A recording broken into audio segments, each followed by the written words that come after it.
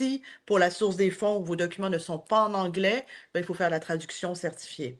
Alors, la Bien sûr. traduction va varier dépendamment de la source des fonds. Et l'ultime, c'est est-ce que je peux faire un prêt? Si je veux appliquer Oui, pour un oui. E2 ou un Oui, B5, vous je peux pouvez faire un prêt. faire un prêt, les 2 E2, EB5, vous pouvez faire des prêts. La seule chose pour le E2, c'est que le prêt ne va pas être garanti sur le business. Pour le EB5, maintenant, la loi s'est un peu allégée. Ça peut être un prêt personnel, un prêt garanti avec une propriété ou un bien, mais c'est pas une obligation. Mais il faut toujours Oui, documenter d'où vient l'argent. Mais ça peut être un prêt, ça peut être un héritage, ça peut être votre argent personnel.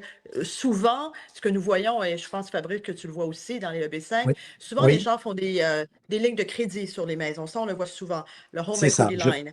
Oui, Parce j'en ai qu'ils beaucoup. conservent leurs biens immobiliers. Quand ils récupèrent l'argent du EB5, ils repayent la ligne de crédit ou l'hypothèque.